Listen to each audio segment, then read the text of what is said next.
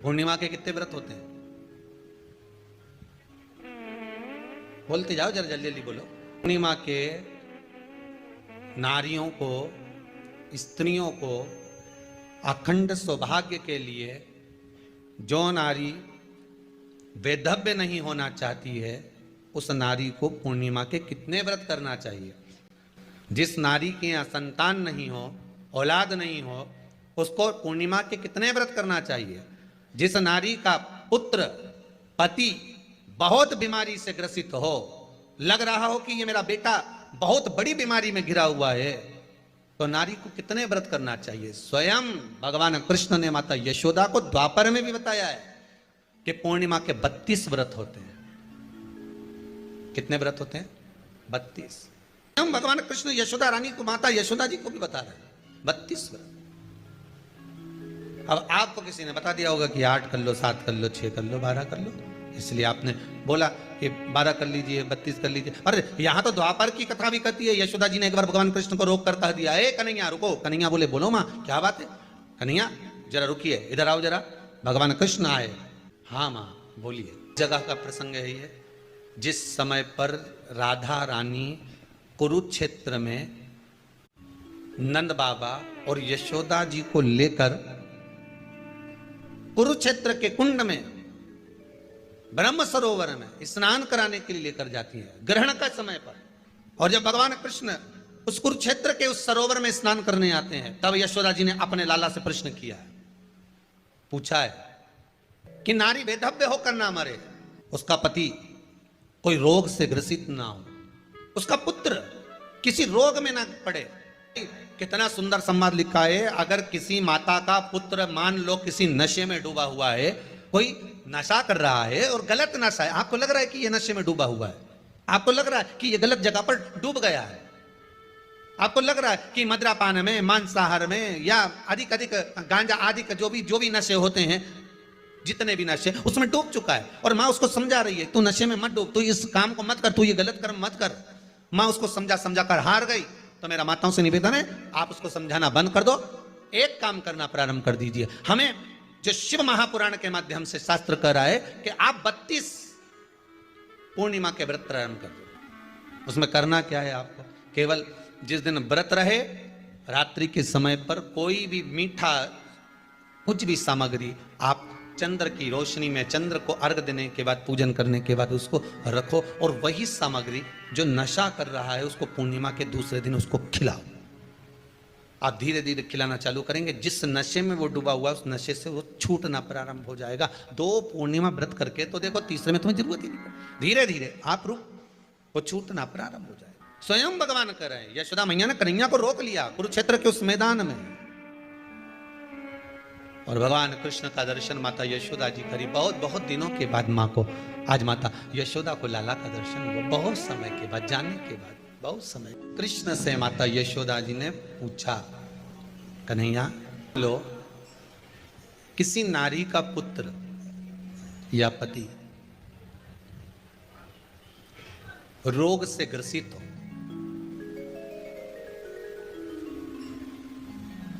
उसके पति की या पुत्र की आयु थोड़ी सी हो, तो हे कृष्ण, उस नारी को कौन सा व्रत धारण करना चाहिए या किसकी पूजन करना चाहिए? ये कुरुक्षेत्र की भूमि का संवाद है।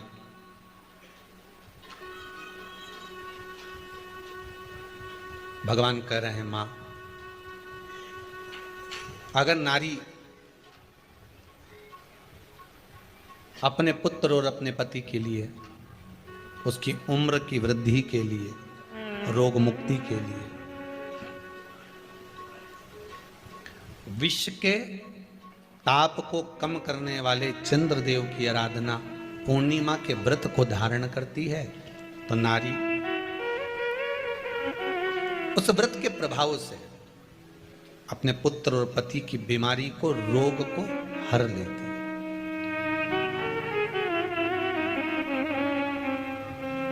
रोग का हरण कर लेती।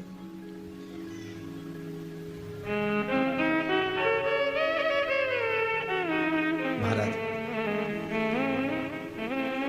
जो बच्चा बुद्धि से विकलांग हो, विद्या में कमजोर हो, परीक्षा हॉल में पेपर देते समय भूल जाता हो, विवेक काम ना करता हो, निवेदन है किसी भी पूर्णिमा की रात्रि को 12 बजे गाय के, गौ माता देसी गाय के जो 4 थन होते हैं, उन 4 थन में से जो आगे के थन होते हैं, 2 पीछे की ओर होते हैं, 2 आगे की ओर होते हैं, तो जो आगे के 2 थन है उस थन का दूध निकलवा लिया जाए और उस दूध का कोई भी मीठा पदार्थ बनाओ तो ठीक है, ना बनाओ तो उसी दूध में शक्कर मिलाकर पूर्णिमा की रात्रि को जो विवेक से कमजोर हो, बुद्धि से कमजोर हो, या याद करा हुआ सब भूल जाते हो, या आपके लिए भी है कोई चीज रखते हो भूल जाते हो, विवेक याद नहीं रहता, बुद्धि में इतना प्रबल बल नहीं आ पाता, याददाश्त कमजोर होती चली जा रही, तो किसी भी पूर्णिमा की रात्रि को 12 बजे गाय के आगे के 2 थन का दूध,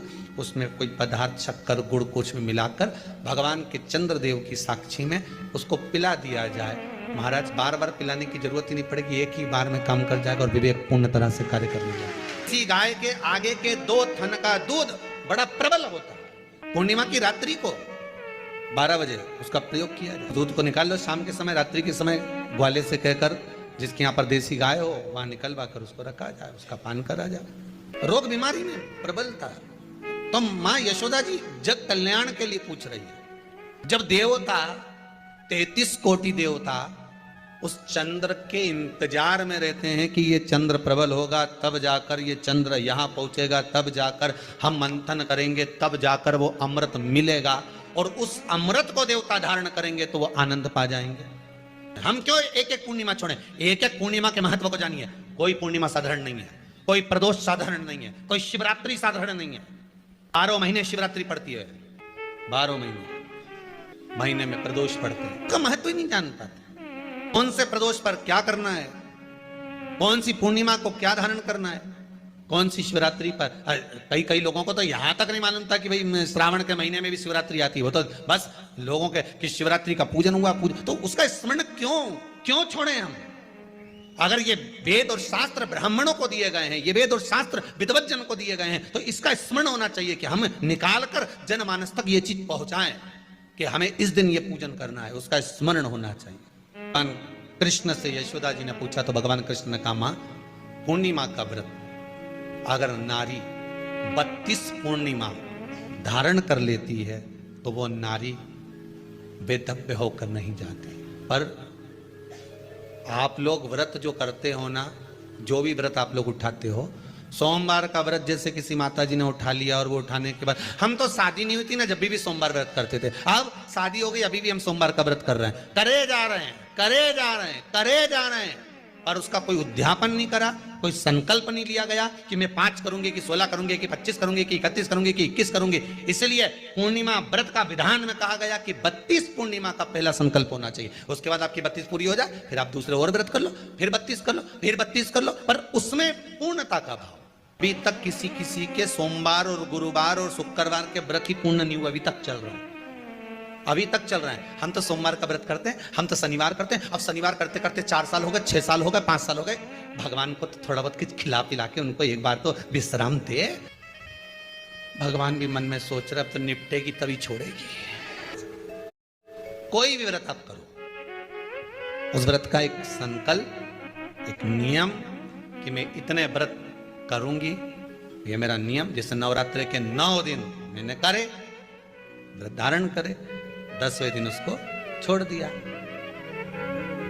अब तुम तो सोच कर बैठी कि ये मैं 9 दिन धारण कर लूंगी, ने एक दिन बाद एकादशी पड़ रही है तो 10वें के दिन कौन छोड़े, दशहरे का भी व्रत ये भी कर लूं, 11 भी पूरी कर लूं, उसके बाद प्रदोष भी कर लूं, और प्रदोष के बाद में मैं फिर जो द्वादशी पड़ी 12 पड़ी वो कर पुरा के इसके बाद ही छोड़ूंगी। थोड़ा सा जिस व्रत को उठाया गया, जिस व्रत का नियम लिया गया है, उस व्रत का प्रदान कर फिर उसको थोड़ा सा भाग प्रदान कर हमने ये व्रत पूर्ण कर लिए। भगवान हमारा ये व्रत आपकी कृपा से, हे विश्वनाथ, हे शंभु, हे त्रिकालदर्शी, हे कैलाशी, मेरी 26 एकादशी आज पूर्ण आपकी कृपा से हुई है, इसलिए मैं उद्यापन कर रही हूं, आपकी कृपा से कर रही हूं। उसके बाद फिर उठाऊंगी, फिर कर लूंगी, पर आज मैंने पूर्णता का भाव लिया। उद्यापन नहीं करो तो किसी विद्वान ब्राह्मण को घर में बुलाकर अभिषेक पूजन करा लो, उसको भोजन करा दो, दक्षिणा अधिक प्रदान कर कर उसको विदा कर दो, उसमें भी सुख का भाग। कितनी पूर्णिमा जम के बोल दो, 32 पूर्णिमा। कौन कर रहे हैं? भगवान कृष्ण। किसको कर रहे हैं? माता यशोदा को। किसने ये व्रत धारण किया? तुम्हें कुछ मालूम है किसका होता है ये व्रत? भगवान कृष्ण ने कहा ये शंकर और पार्वती का व्रत है। किसका व्रत है? शिव और पार्वती का। पूर्णिमा का व्रत शंकर और पार्वती का व्रत है। तो कोई कहे कि ये तो भगवान कृष्ण का व्रत है, तो ये तो कृष्ण भगवान तो द्वापर में आए हैं, पर पूर्णिमा का व्रत तो स्वयं माता पार्वती जी ने भी धारण करा है। जिस समय पर कार्तिकेय महाराज को गंगा मैया प्रकट कर रही थी और तारकासुर का जब संहार करना था, तब माता पार्वती ने शंकर जी से पूछा था कि तारकासुर को मारने के लिए आपके पुत्र की जरूरत है, आपका पुत्र प्रकट कैसे होगा, क्योंकि आप तब साधना में लगे रहते हो। भगवान कहते हैं चिंता मत कर, तू एक काम कर, पूर्णिमा व्रत को धारण कर। मां पार्वती भी जिस व्रत को धारण करी है, तो कोई ये द्वापर का व्रत है क्या? यहां तो शास्त्र कह रहा है कि कोई भी अगर आप प्रसंग धारण कर रहे हो, कोई भी आप नियम धारण कर रहे हो, कोई भी आप व्रत धारण कर रहे हो, या आप किसी भी तरह का पुण्य भाग धारण कर रहे हो, तो उसमें जड़ की मूलता होना चाहिए। जड़ कहां? केवल पूर्णिमा का व्रत कोई केवल द्वापर का नहीं है, केवल त्रेता का नहीं, ये तो सतयुग के भी आगे का निकल चल, ना जाने कितने सतयुग, कितने त्रेता, कितने द्वापर हुए, तब से चला है। इन नयनों में नंबर बढ़ते चले जा रहे हो, चश्मा उतर नहीं रहा हो, दूर का नहीं दिखे, कहीं किसी को पास का नहीं दिखे, रहते हैं। उसके लिए तुलसी की जो डंडी होती है, तुलसी जैसे बेलपत्र की जो ये डंडी है, ऐसे ही तुलसी का जो पत्ता होता है, उस पत्ते की जो डंडी होती है, उस डंडी को चंद्रमा को देखा जाता है। उस डंडी की जो कोर होती है, उस कोर को दृष्टि से मिलाया जाता है। माँ की रात्रि ठीक 12 बजे आप चंद्रमा की, जैसे चंद्रमा का भाग, उस चंद्रमा के भाग को आप उस डंडी के भाग से निहारने का प्रयास करें। मार घर में आई है, घी का दिया लगाई है, उस घी के दीप को लगाने के बाद पूर्णिमा के दिन उस पर एक प्लेट थोड़ी तिरछी कर रख दो, जिससे उसकी कालोच, काई की, उस दीप की, घी के दीप की कालोच उस प्लेट पर आ जाए। थोड़ी सी कालोच ले लीजिए, 5-10 मिनट में आ जाएगी। उसको गाय के घी में मिलाकर आंखों में सुरमा लगाकर रात्रि को सो जाइए। 3 दिन बाद आप महसूस करेंगे कि नेत्र की ज्योति बढ़ना प्रारंभ हो रही है। अब इस प्रयोग को करने में कोई धन लगा तुम्हारा? अरे बोलो तो सही। कोई दौलत लगी तुम्हारी, कोई संपदा, या फिर तुमने सियोर वाला महाराज के लाके खूब बटोर के दे दिया, कुछ लगा? नहीं। तुम करोगे, लाभ तुम्हें मिलेगा।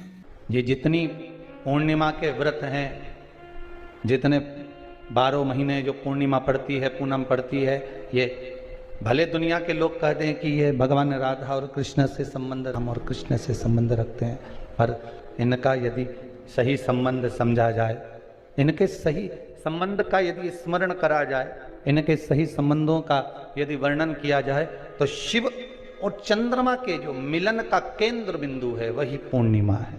केवल एक पूर्णिमा वहीं तक नहीं रही कि भगवान कृष्ण और राधा जी ने रास किया, केवल वहीं तक उसकी सीमितता नहीं है। बात ध्यान रखिएगा, यदि काया का रोग हो गया, मान लो शरीर कहीं से सफेद पड़ रहा है, कहीं से काला पड़ रहा है, शरीर में से खाल की फुकड़ी निकलना प्रारंभ हो गई हो, शरीर में काले काले चट्टे पड़ना चालू हो गए हों, या कोई विशेष रोग हो गया, कोई विशेष में रोग है, बीमारी है, काया बेकार हो रही है, तो सीधी सीधी बात शिव महापुराण की कथा कहती है, सुंदर आनंद में श्रवण कर कर आप अपने जीवन को, ये पूर्णिमा शिव महापुराण की कथा कहती आ रही है। कुछ नहीं करना, पीपल का एक पत्ता, उस पत्ते पर थोड़ा सा चावल, थोड़ा सा चावल, पूर्णिमा की रात्रि को अपने हाथ में लेकर, अपने नयनों से लगाकर, शरीर पर से स्वयं उतार कर उसको दरवाजे के पास रख दीजिए। पूर्णिमा की रात्रि को पूर्ण होने पर उस चावल को दूसरे दिन सूंघ कर बहते हुए पानी में डाल दीजिए। महाराज कितने भी रोग से ग्रसित हो गए, पीपल का एक पत्ता 52,000 ब्राह्मण की साक्षी कराता है। महाराज बहुत ध्यान देना, पीपल के वृक्ष में स्वयं नारायण का मेरे कृष्ण का वास है। स्वयं भगवान गीता के अंतर्गत कहते हैं कि मैं पीपल का वृक्ष हूं। नारायण उसी में 52,000 ब्राह्मणों का वासा एक पीपल के पत्ते में होता है।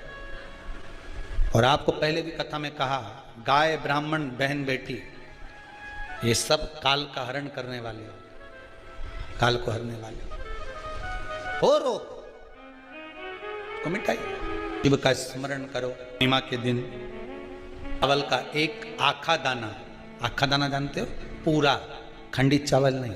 कितना चावल? एक दाना चावल का शंकर भगवान के शिवलिंग पर समर्पित करिए। एक बेलपत्र जिसका डंडी का मुख अपनी ओर हो, जहां से चावल चढ़ाया है, उस चावल के ऊपर अपनी कामना कर कर रख दीजिए और चंद्रमौली भगवान का स्मरण करिए। कौन से भगवान? शंकर भगवान का सर्वश्रेष्ठ सुंदर नाम है चंद्रमौली। चंद्रमौली भगवान का स्मरण करिए। अपनी कामना कर कर बेलपत्र समर्पित कर कर शिव जी पर एक लोटा पानी, एक जल पात्र समर्पित करो, कलश से जल चढ़ा दीजिए। नयनों में वो जल लगाकर अपनी कामना कर कर वापिस घर को आइए।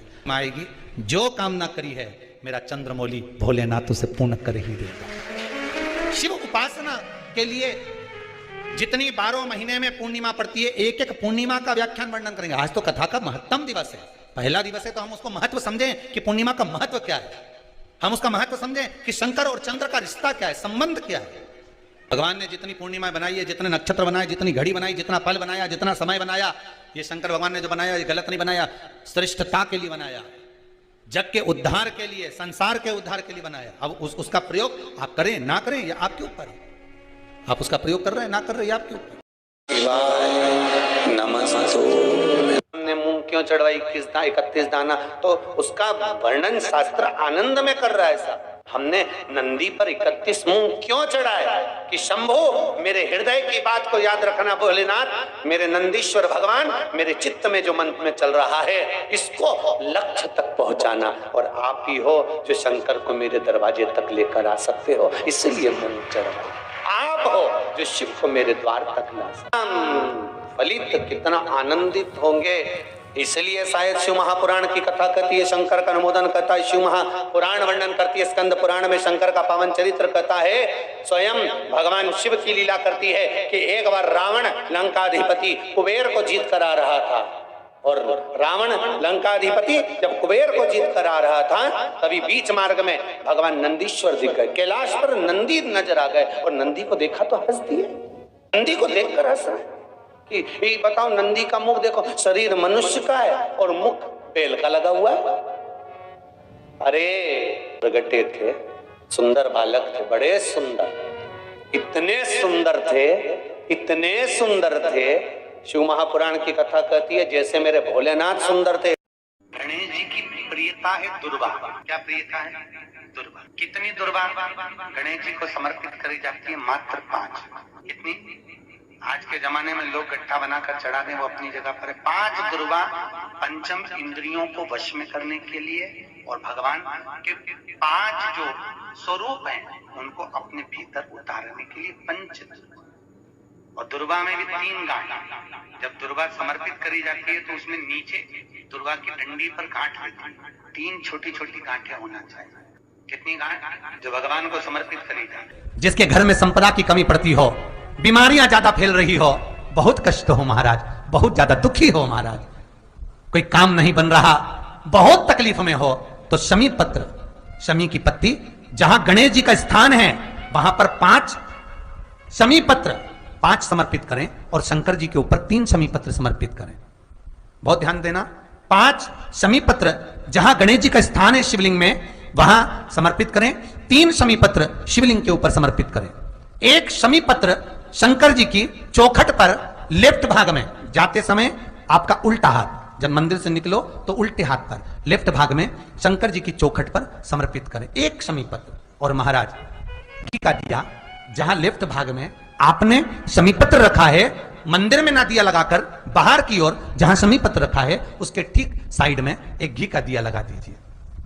केवल गणेश चतुर्थी से लेकर अनंत चतुर्दशी तक गणेश पुराण कहती है भगवान गणेश जी का मोर ध्वज का, मयूर ध्वज गणेश का नाम लेकर जो ये दीप शमी पत्र चढ़ा देता है, उसके घर से कभी रिद्धि सिद्धि नहीं जाती, वैभव प्रतिष्ठा नहीं जाती। कर देखो, गणेश जी महाराज और एक शंकर जी, ये दो देवता ऐसे हैं जिन पे तुलसी नहीं चढ़ती। शंकर पर तुलसी चढ़ा दो तो व्यक्ति